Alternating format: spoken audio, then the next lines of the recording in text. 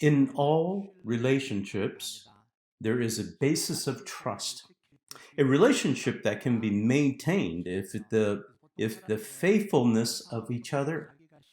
And usually people think that they can keep their faith in any situation or their faithfulness to a situation. It says that I'm not going to change, but you're not going to change, but they feel that they're not going to change.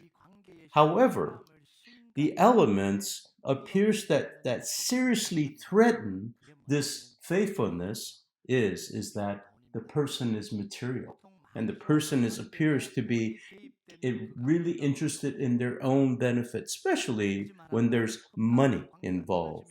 And in fact, if there's a relationship that is based on money, and if there's a lie or something like that, it is not good. However, some people, based on relationships, that if there's a lie or something like that, can recover. However, relationship based on money is very hard to recover. If you want to recover that, you must pay back the frauded money or the money that was not given to repair that type of relationship. And you must compensate this. And you know what this is? This is in today's text is the trespass offering. And in fact, the trespass offering resolves these money issues. And in fact, there is actually in Hebrew a sham. It means that it is actually you need to compensate, or actually in English, they say it is actually reparation actually offering. And they don't really do that, but they say it's guilt offering. So it doesn't really just have the right, some of the translations of guilt offering doesn't really fully encompass what this really means. And so the trespass offering is an offering that restores the relationships. It provides exact compensation for the damage that has caused. And that is why it is not just you do something, you do the offering, and that is over. And this trespass offering has a condition. So you must recover and you must compensate. And in fact, this is a law that has been provided to recompensate. If you look at verse 19, this is clearly saying it's not a simple offering. It says in verse 19, it's a guilt offering. Has indeed occurred guilt before the Lord. And in fact, when you look at the burnt offering, when you look at the peace offering, but when you look at the grain offering, when you look at the trespass offering, it is actually something that you have to compensate. And there's two things that we have to look at. And in fact, there are two main causes for the offerings of gift. First, when there's damage done to God's property. Second, it is when damage is caused to a neighbor's property. First, what are some of the causes of damage of God's property? There are some times that God tells us, the Israelis, to give. So the failure to give this offering, you've damaged God's property. And the first is tithe. The tithings. If you look at Leviticus 27:30, it says this. It says, every tithe of the land, whether it's seed of the land or the fruit of the trees, it is the Lord's, is holy to the Lord. Whose is it? It is the Lord's, that you must give a tenth, a tithings to the Lord. Secondly, it is actually the first birth of humans and animals. In fact, it is the firstborn. And it says that you give the firstborn. This is in Exodus 13:2. It says this, consecrate to me all the firstborn. Whatever is the first to open the womb among the people of Israel, both man and the beast is mine. And in fact, the Exodus, and in fact, at the last actually curse, or the last curse that was given by God to Egypt, it was the first child that was to be dead, right? And there are the next is when you've eaten something that is not required. And this is in Leviticus 22:14. It says, anyone eats a holy thing unintentionally shall be added to the fifth value and give a holy thing to the priest. can a normal person eat this meat? No, it is only for the Levites. It is only for the priests and their families. And in fact, if there is a woman that has left the pool of the family, if they went on a trip, or even if they were divorced, they cannot eat that. And that is why these are things that normal people cannot eat. And if you do eat it, then you must give a trespass offering to the Lord. And next, so what happens to the cases when you've caused damage to the neighbor's property? This is in verse 2 and 3. And so it says this, if anyone commits a sin of breach, faith against the Lord, deceiving a neighbor in the matter of deposit or security through the robbery, or it is oppressed by his neighbor, or found something lost and lied about it, swearing falsely, in any of these things that people will do and sin thereby. There's three things here. There's one that you deceive and you take. Second, you're taking by force. Third, you're taking it by falsely saying it. You're lying about this. First, it is when this is something that you deceived your neighborhood. So in the old days, there's no bank, there's no safety place that you can put. You put your treasure items to your neighbor for safekeeping. So when you return and say, please return it to me, the person will say, when you come back, when did you leave that to me? And in fact, and what happens if you give some kind of a collateral and you borrow something? And then you're supposed to return this, and you're supposed to get you return your whatever, and you're supposed to get your collateral, right? And I gave it to you, can I have the collateral back? And the person says, when did you give me collateral? And they give that kind of excuse. And in fact, the last one, and I'm going somewhere, can you watch our house, please? Please watch our house. And they take the good stuff, and they lie to them that a robbery has happened. And at these incidences, you need to actually give this. And the other is actually by force. And the person was trying to give this, and in fact, they actually take it by force. All these three things, you must give a trespass offering. And the third is that if you lied and then you benefited, and then when you have given, and you've given a collateral to this person, so the person says, I didn't get this from you, and they say, I swear by God. And they left it in their house and said, I've never seen that treasure in the house. And in these incidences, you must give a trespass offering. And so when a person feels the guilt here and they want to give this offering, is the trespass offering. And in fact, when it is very similar to the peace offering in the form of the trespassing, is very similar. That they bring the offering, they lay hands on it, they remove the internal fats, the kidneys, liver, and offer them all to God. In fact, they also sprinkle blood on the sides of the altar of the burnt offering. And from this standpoint, it is about the same as the peace offering. But the method of disposing of the remaining meat is different. And in fact, in the peace offering, the people share the meat. In fact, the remaining meat here, they cannot eat it. And it's eaten by the priest in a holy place. And here, there are two very unique features of the guilt offering. First, in the offering, it is what is given. The other offerings, actually, you could give cows, you could give goats, you could give lamb, you can give pigeons, you can give pheasants, you can give grain, in fact. But this trespass offering, you could only give, actually, offering of the ram. And in fact, there's actually, you must give a ram or certain goats or certain lamb. And that's all you can give. It is something that you need to compensate. And so you cannot compensate. In fact, was actually the other offerings were based on your economical status. However, this is given for compensation. So if I borrow $1,000 from Elder Chung, and let's say that somebody billed it. Let's say somebody borrowed the money, and some takes 1,000, And some people pay back $10 because they had a little, or 500 because they didn't have enough. They need to repay back $1,000. That is why, regardless of the economical situation, status, or whatever, you must offer a ram or lamb. And so can you raise this up? And do you remember the actually the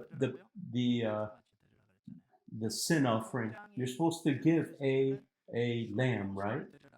And you're supposed to give a goat, right? And if someone regular person give it, you need to give a lamb. Why was the lamb here fault? If you look at the sin offering here, you're supposed to have these things, right? So where is it? Because it was actually taken away. So actually, the lamb was given for this. This is actually a study. And secondly, does not end with the offering of the trespass offering. So other offerings actually end when you give the offering. But since the trespass offering is a sacrifice for compensation, it has additional offering to the sacrifices of God. It actually has compensation that must be made to the party who suffered or who has been suffered with damage. And so, in addition to the rams that were sacrificed, the compensation must be added as well. In fact, 1/5 of the amount of the damage must be added on top of what you're compensating. So it's not just giving 100%. You're supposed to plus. You're supposed to have 1/5. It is actually 20% more than the damage, and then give it back to them. So let's make this a calculation. So if you take 5 sheep from a neighbor, how many do you have to return to the neighbor? Oh, you're smart. It is actually 6. If you take 1/5 is 6. That's correct. And is that the end? No. You must actually give the offering. So how many in total? 7. 7. If you take 5, you must compensate with 7. So that seems like a lot. Doesn't seem that that's such a lot. Do you know why?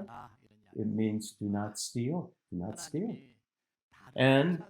And God, when you give other sacrifices, God made allowances for poor people. But in this trespass offering, there is no allowance for poor people. And the sin is really harsh. You know why? It is saying not to sin, not to steal. And so when you are poor, it is easier for poor people to steal, or is it the rich person that's going to steal? What's the likelihood then? The poor person, right? Because their life is very difficult. Economically, they're hurt, right? And so it is actually, it's easier, or actually the intentions magnify when you are poor. And so, since the intention is to prevent social vulnerable people that is being exposed to such temptations to easily do these criminals, and says, do not do this. So there's greater punishment so that they cannot be criminals, and God has given them a situation they can get out of it. In fact, there is a way that the poor, in fact, the widow, that they can. It says, do not take from top of the tree. Just leave it alone. Don't when you're harvesting from a tree and the fruits, leave the ones on top. How about if you take the grain? If you go once and you collected it, leave it alone and let the widows and the poor pick those up. And God has made allowances for the poor. In fact, the tenth that you give, it is actually given to the Levites and the priests. But when they're giving the tenth, and it is actually for the poor and the people that needs that substance, and God has made allowances for the poor. However, if God is restricted in the trespass offering, and there are no signs of God's love and tolerance, all other offerings there is tolerance, and there's mercy, and God's tolerance is seen. Of course, God's heart is also contained in the guilt offering and the sin offering, or the trespass offering. According to the Israel criminal law, if you steal someone's property or if you compensate, how many? One? What is the compensation in Israel law? And this is in Exodus 22, verse 1 and verse 4. It says, if a man steals an ox or a sheep and kills it or sells it, he shall pay it with 5 ox of an ox, 4 sheep for a sheep. If a stolen beast is found alive in his possession, whether it's ox or donkey or sheep, he shall pay it double. So if you take in an ox 5 times, how about sheep? 4 times. But if that is found in your possession, the actually, regardless of cow or sheep, you just need to pay it twice. And I'm going to explain this to you later, why this only a double here. However, and if you look at this law, and if you've stolen it, and if you robbed it, it's the same thing. And what is the maximum? It's 5 times what you've stolen. It's actually, what's the worst? It's double. And so when Zacharias was met and Jesus, he says that if I've taken anything from anybody, I will pay it 4 times if I've taken anything. And this is in Luke 19:8, and it says this, and Zacharias stood and said to the Lord, O Lord, the half of my goods I'll give to the poor. And if I've defrauded anyone, I will restore it fourfolds. Fourfolds. And it's very heavy. The penalty is very, very. But how many times for the compensation for the trespassing? It is actually 1.2 times, right? And actually, it is actually the less of the double factor. And so let us actually put this together. And in the worst, in the criminal law, in the worst is 5 if you take in a cow. And the worst case is actually double. However, in the trespass offering, it is 1.2 times. And this is the mercy of God. In fact, if you're in a tough situation, if you're in the worst situation that you have given and you have taken the sheep or you've taken the act because you had a difficult situation, but when you realize this, you have guilt here, and then you start to regret this. And so in that situation, that in the law, it says what? It says that you must return everything back, right? And when does this returning back? When you commit and when you say that you have returned it back on your own volunteer basis.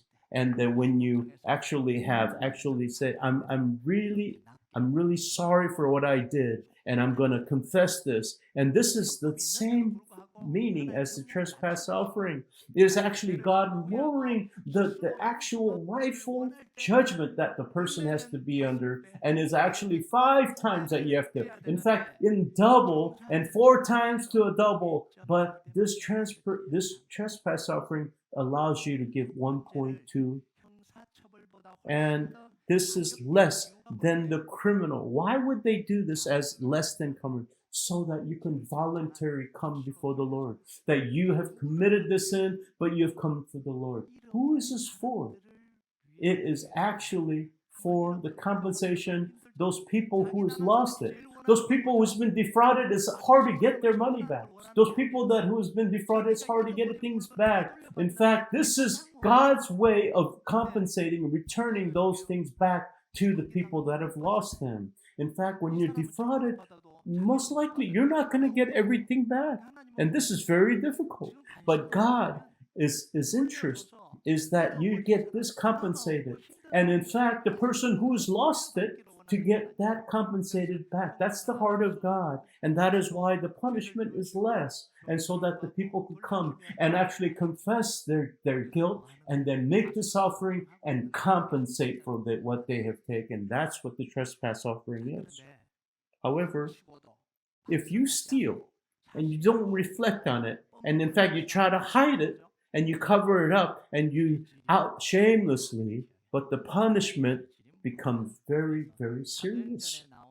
And in fact, when you look at Ananias and Sapphira in the book of Acts, they did something that they could not be forgiven because what they did in their sin is very, very shameless and is actually intentional.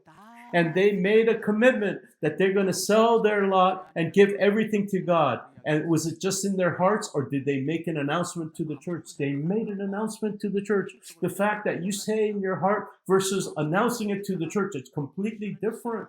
You can change your mind if you put it in your heart. However, if you announce it to the church and all the people is given them great honor and great saying, great, you're going to do that. And in fact, when they've made this announcement before people and God, and so they sold their lot and they came, and maybe it was a lot more than they thought. Maybe they had greed over it. They hid a portion of it, and when they gave it to God, they said, "I've given you a portion of it." He said, "I've given you everything." They said, "I've given you everything," and they lied about that. And in fact, even Peter went and asked them, "Did you really give everything?" And what did they say? They could have said, "I'm sorry, I kept the portion. My heart had some greed, and I kept the portion of it. I didn't give everything." They could have said that.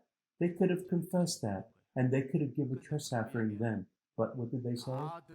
"We've given everything," they said. "We've given completely." And they hid that from them. The sin was very deceitful. And it says, "Is this everything? We've given everything." Then they died. So if you steal a cow or sheep, sometimes you compensate 5 times or 4 times or twice, right? So why is the difference? And what is the difference between here? And the word of God says this: if you stole a cow, and if you do that, it is actually, if you've taken it and used it, it's 5 times, 4 times. But if you kept it, it means twice. You know what this means? That if you have taken it, stolen it, and you've captured it and ate it, or you disposed of it, and that means that there's no evidence. There's no evidence. They've gotten rid of all the evidence, right? They've taken all the evidence. That means that your crime and the punishment is heavy. If you held on to it, that you still didn't make up your mind. You're still like kind of in fear holding on to this. So that is why it's only 2 times. So it's not as heavy as you exposing or disposing of the evidence or the crime that has happened. And so this is how that works. Another important thing of the guilt offering is this: it's the order of compensation of these sacrifices. So should the compensation come first, or should the burnt offering come first? So should the compensation come first, or the burnt offering come first? Let's look at 5 and 6 today. "Or if anything about which you have sworn falsely, he or she restores it full, shall add fifth to it, and give him to whom he belongs to the day that he realizes the guilt. And he shall bring the priest as the compensation to the Lord a ram without blemish of the flock, or equivalent, for the guilt offering." What's the first? You're supposed to pay back. The compensation is first. So if you've stolen something, if you've done something, you're recompensating first. Then you give your guilt offering. You give your trespass offering. And this is the principle. And Jesus in this principle in Matthew talks about this. This is Matthew 5, 23, 24. "If you've offered your gift in the altar in remembrance of your brother as something against you, leave the gift before the altar and go and reconcile with your brother, and then come and offer your gift." And this is the principle of the guilt offering. This is what Jesus says. So complete repentance must proceed with compensation. Compensation must happen. It is not just by words. You must compensate. And so it is not actually your prayer, but it's actually your compensation. And so the church says that we must unconditionally forgive. And so we must forgive all this, by grace. Is this biblical? No, it is not. It is not. And so many people think that this is biblical, but it is not. It is not biblical. So if you've committed a sin, if you stole something, you must compensate first. And if a saint, you've defrauded a saint, then you must compensate that back. That is the church. And after that, then you can forgive, and then you love.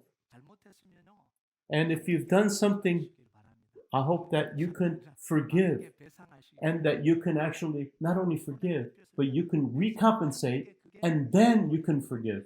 And this is something that we must do. And if we don't have this as believers, and those who have been hurt, they're always in tears of hurt because they were an elder, because they were a pastor, because they went to church, and I did something and they defrauded me. In fact, they damaged us greatly, and we are in tears. And so what does the other person do? And I've been forgiven by God, and I'm okay, right? And they go to church freely. And you know how many people do this? And there's so many people who've been damaged.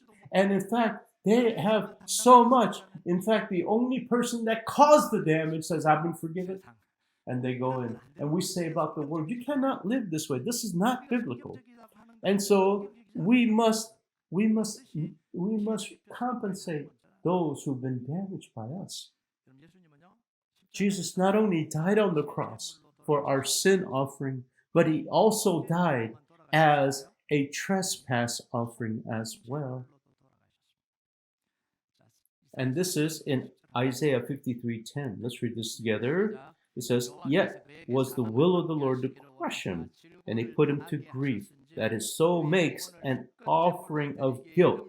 He shall be offerings in his prolonged days, and will Lord prosper in his hands. And in fact, what was it? It was actually offered for guilt. And in fact, it was given for his given. So because Jesus was given as a sin offering, as a trespass offering, it means that Jesus actually compensated everything for us. In fact, he has actually died for as a sin offering. It means that he completely died for all the sins that we have done forever, and we have done, and it comes together. And in fact, it's a twin offering, they say. And because Jesus died on the cross, not only for the sin offerings, but because of the trespass offerings. So all the things that we have done, well, all the compensation's been realized before God, and all the wrongdoing has been done. There's nothing that by law that we will be held as guilty. So we are completely have liberty against sin. Completely. It's not just words say, I'll forgive you, that it's been compensated, that all sins have been compensated. And this is why in Romans 8:1-2, this is what it says. Let's read this together. There is now no condemnation for those who are in Jesus Christ. For the law of the Spirit of life has set you free, Christ Jesus, from the law of sin and death. In fact, Jesus died on the cross. It's not just words and actions. It is actually compensated by the law. It is actually forgiven all the sin. In fact, he's given us complete freedom from this. And so, if Jesus died as trespass offering, to whom did he make this compensation? And in fact, who did Jesus compensate for this? And if Jesus died for us, then who did he compensate? Who did he compensate? And who did Jesus compensate, actually? Did you know that the heretics and the cults say that God brought us back by paying compensation to Satan? In fact, they call this satanic compensation. And this is in the origin, and this is Irenaeus, and this is what this is a false claim. In fact, there's no reason why Satan needs to be compensated. Who pays the compensation to whom? The person that's been perpetrator has to give damage to the victim who's been suffered, right? So, have we sinned against Satan? No. Have we ever caused damage to Satan? No. Indeed, Satan committed sins against us. He deceived us. He caused us greater damage. And actually, Satan causes greater damage. He caused damage by God illegitimately enslaving us and owning God's property. And that's what Satan has done. and we sided with Satan at one time, and we sinned against God and caused great damage to the kingdom of God. And then we are the priestly nation, we are holy people of God. And in fact, we've caused great damage by siding with Satan and warring against God. And so who should be compensated? Whom should be compensated? Should we compensate God? We have to pay reparations to God. And so, do we have anything qualified or capable of making any compensation to God? This is why Jesus was needed. Jesus has to be a sin offering. It has to be a trespass offering on our behalf to make a complete sacrifice, compensation to before God. Law and compensation is completely given. This is grace upon grace. So then Satan, doesn't he have to give compensation to God? In fact, God, in committing this, he has no room for forgiveness. In fact, that God said is going to smash and crush his head. In fact, in Genesis 3 says this, and this is what it says. It's that once Eve was taking the fruit, and Adam and Eve came to Eve, and Adam says, he says, what happened to you, Adam? Where are you? And then I'm naked, I'm hiding. He says, hey, did you eat the fruit? Did you eat the fruit that I told you not to eat? He says, yes, I have taken it. Why did you eat that? And because the woman that you've given me has given it to me, so I ate it. This woman, she's given it to me, so I ate it. And what does God says? God asks Eve, why did you do that? And Eve says, who? That snake made me do it. And it's important that happens afterwards. Does Satan, as asked by God? No. And because you did this, serpent, and there is no room, there is no way that Satan can ask for forgiveness. There is no way. And that's why he says he's going to be crushing his head and pronounce the curse on the snake. And this is what actually God already did this. There's no Satan has compensated anything to God. And there's something that we must apply through the trespass suffering. Complete repentance must proceed by complete compensation. If you damage God's property, relationship with God will be blocked with God. And this is why the passages of God's blessing will be blocked. And the relationship is really important. If the relationship is blocked, the passage of God's blessing is all blocked.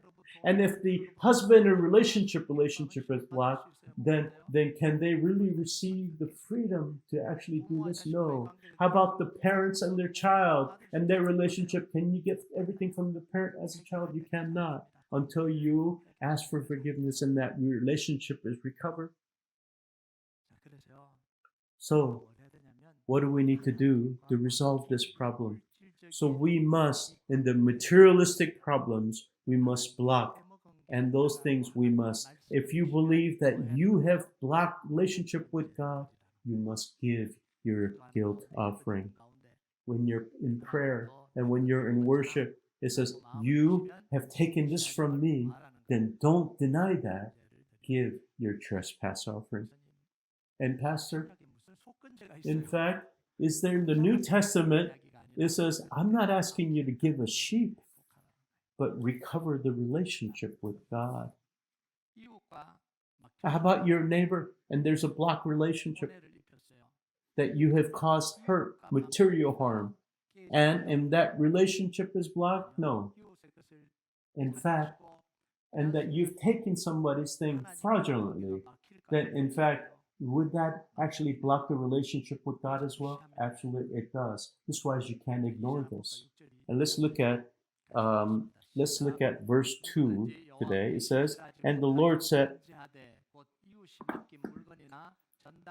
if anyone commits a sin or breach against the Lord by deceiving a neighbor by a matter of deposit security or through the robbery or oppressed to his neighbor. So what's the breach? It is the breach and the faith against the Lord that you have breached. Senses what relationship is blocked is the relationship between you and God as well. And this is why we need to give the trespass offering.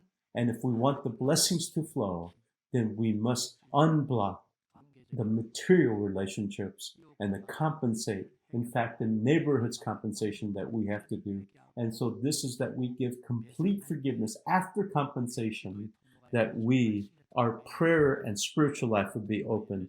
Our material blessings will be open before God. And I pray that all these been blocked be open and that this blessing be done through the guilt offering. Let us all sing together.